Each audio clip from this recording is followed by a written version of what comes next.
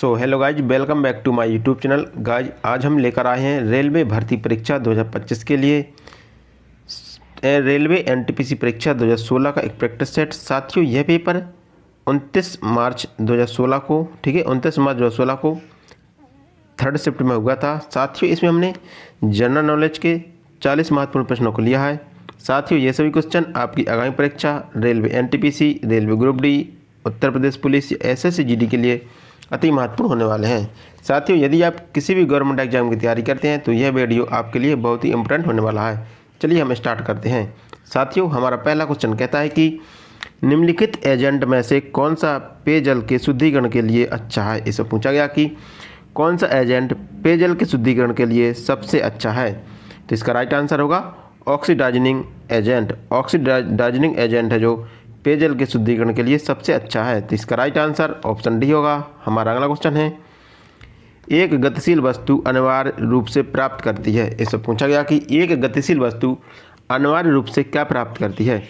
एक गतिशील वस्तु अनिवार्य रूप से गतिज ऊर्जा प्राप्त करती है। तो इसका राइट आंसर ऑप्शन ए होगा। हमारा अगला क्वेश्चन है, निम्नलिखित में से कौन सा एक पर्सनल कंप्यूटर में कंप्यूटिंग करता है। इससे पूछा गया कि पर्सनल कंप्यूटर में कौन कंप्यूटिंग करता है।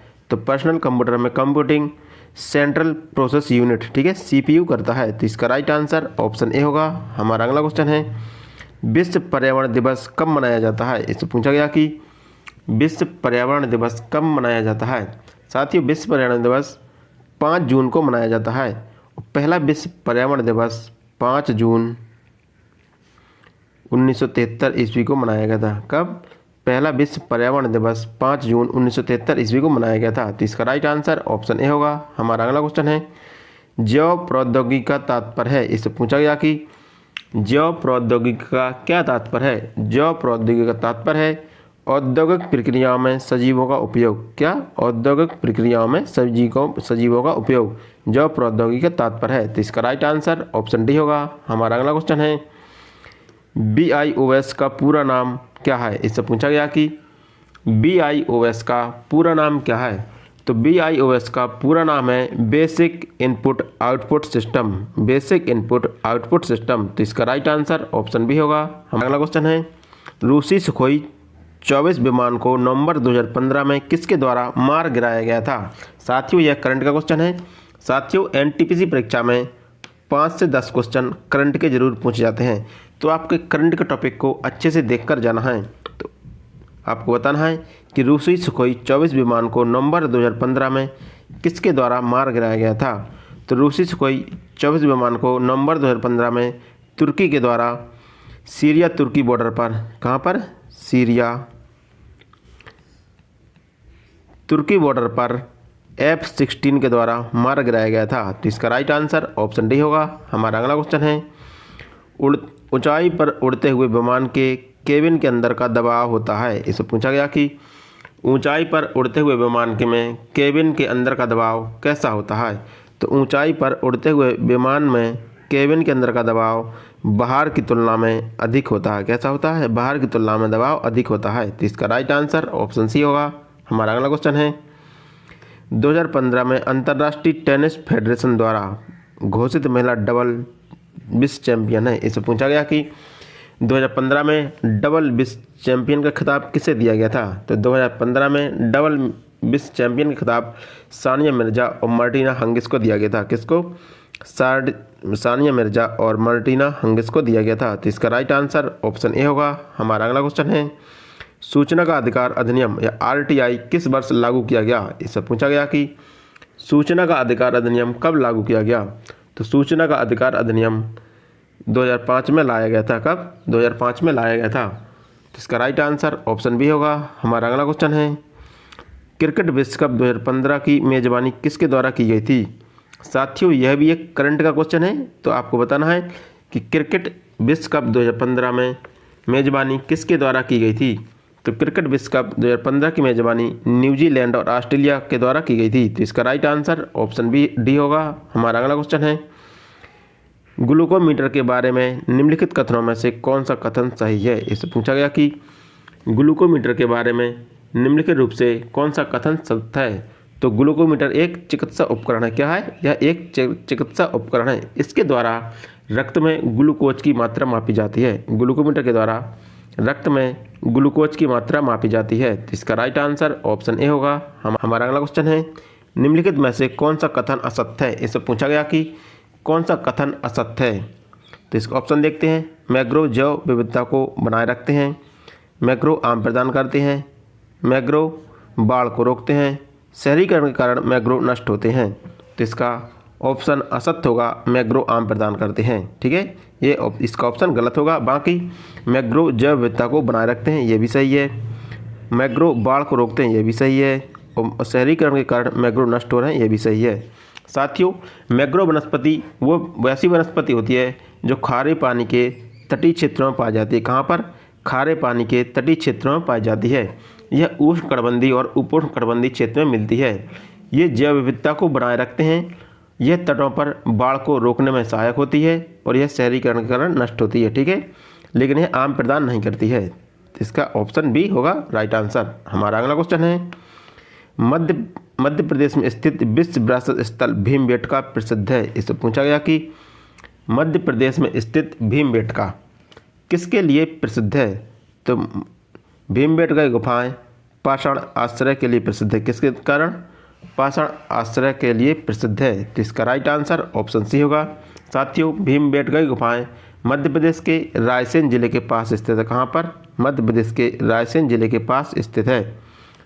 हमारा अगला क्वेश्चन है, किस वर्ष में कैलाश सत्यार्थी और मलाला यूसुफजई को संयुक्त रूप से शांति का नोबेल पुरस्कार प्रदान किया गया था? इससे पूछा गया कि शांति का नोबेल पुरस्कार कैलाश सत्यार्थी और मलाला यूसुफजई को किस वर्ष दिया गया था? संयुक्त रूप से दिया गया था। ठीक है, तो मलाला यूसुफजई और कैलाश सत्यार्थी को संयुक्त रूप से शांति का नोबेल पुरस्कार 2014 में प्रदान किया गया था। तो इसका राइट आंसर ऑप्शन सी होगा। हमारा अगला क्वेश्चन है, भारत सरकार द्वारा रुपया चिन्ह को किस वर्ष में अपनाया गया था? इससे पूछा गया कि भारत सरकार के द्वारा रुपया का जो चिन्ह है, ये रुपया है, इसको किस वर्ष अपनाया गया था?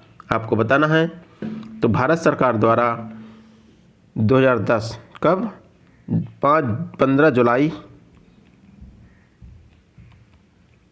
2010 को रुपया चिन्ह को अपनाया गया था। तो इसका राइट आंसर ऑप्शन बी होगा। हमारा अगला क्वेश्चन है, सामान्य निम्नलिखित में से कौन सा कैंसर के कारण नहीं है? इसे पूछा गया कि किसके कारण कैंसर नहीं होता है?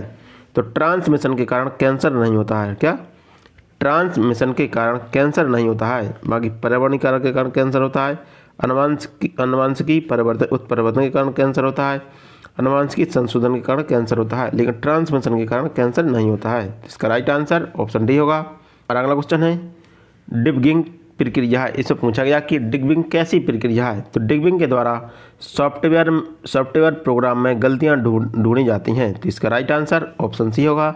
हमारा अगला क्वेश्चन है, निम्नलिखित में से कौन सी एक ग्रीन हाउस गैस नहीं है? इससे पूछा गया कि कौन सी एक ग्रीन हाउस गैस नहीं है? तो हाइड्रोजन ग्रीन हाउस गैस नहीं है। बाकी ओजोन, नाइट्रस ऑक्साइड, जलवाष्प, मीथेन, ठीक है, मीथेन हो गई, और आपकी क्लोरोफ्लोरोकार्बन CFC, ये ग्रीन हाउस गैस है। ठीक है, ये सभी ग्रीन हाउस गैस के अंतर्गत आती हैं, लेकिन हाइड्रोजन ग्रीन हाउस गैस नहीं है। तो इसका राइट आंसर ऑप्शन डी होगा। हमारा अगला क्वेश्चन है, निम्नलिखित में से कौन सी एक गैस रंगीन और गंधहीन नहीं है? इससे पूछा गया कि कौन सी गैस रंगीन और गंधहीन नहीं है? तो क्लोरीन गैस एक रंगीन और गंधहीन गैस नहीं है। तो इसका राइट आंसर ऑप्शन बी होगा। हमारा अगला क्वेश्चन है, काव को किसके द्वारा पर्सनालिटी ऑफ द ईयर 2015 घोषित किया गया था? इससे पूछा गया कि काव को किसके द्वारा पर्सनालिटी ऑफ द ईयर 2015 घोषित किया गया था?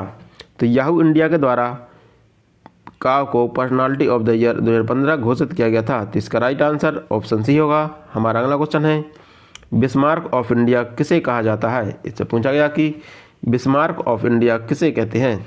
तो सरदार वल्लभ भाई पटेल को बिस्मार्क ऑफ इंडिया कहते हैं। तो इसका right answer option D B होगा।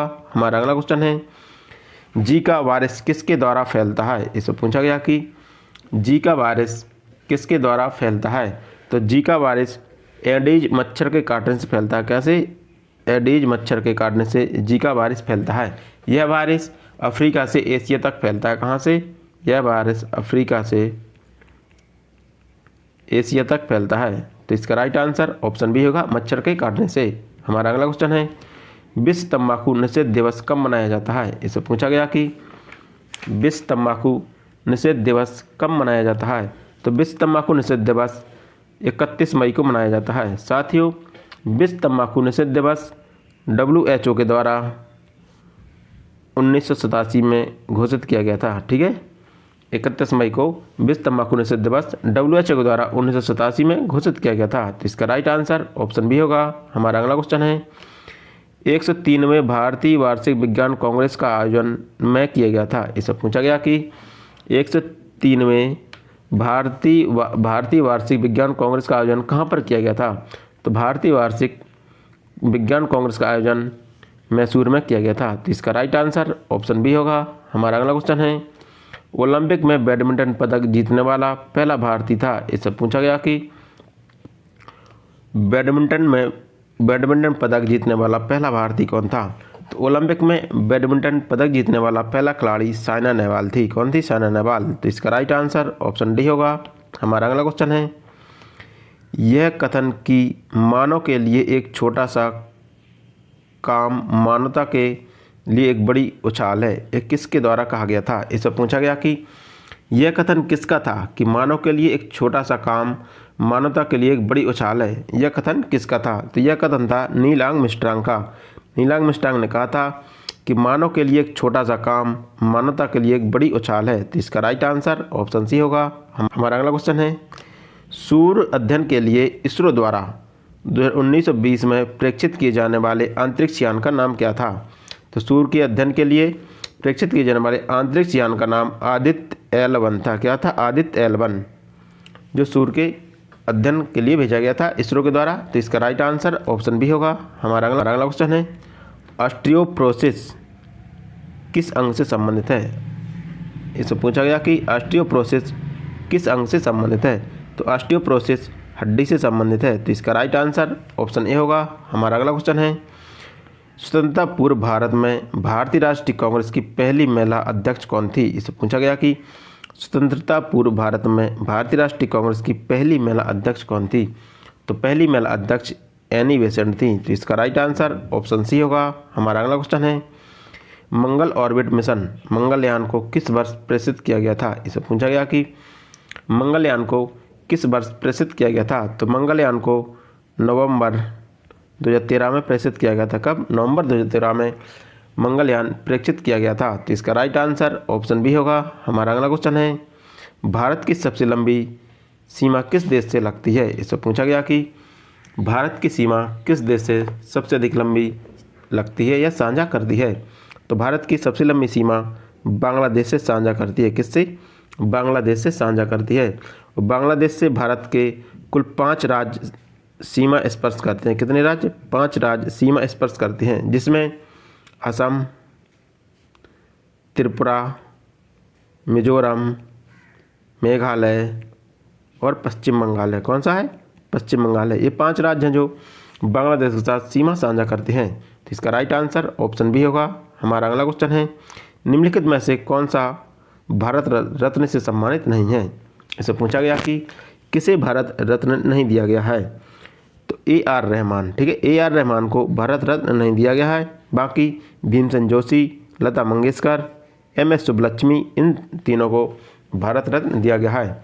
तो इसका राइट आंसर होगा AR रहमान, जिन्हें भारत रत्न से सम्मानित नहीं किया गया।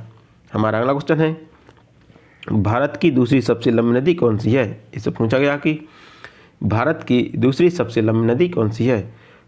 भारत की दूसरी सबसे लंबी नदी गोदावरी नदी है। कौन सी है?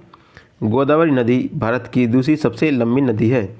साथियों, इस नदी की लंबाई 1475 किलोमीटर है। कितनी है? 1475 किलोमीटर है।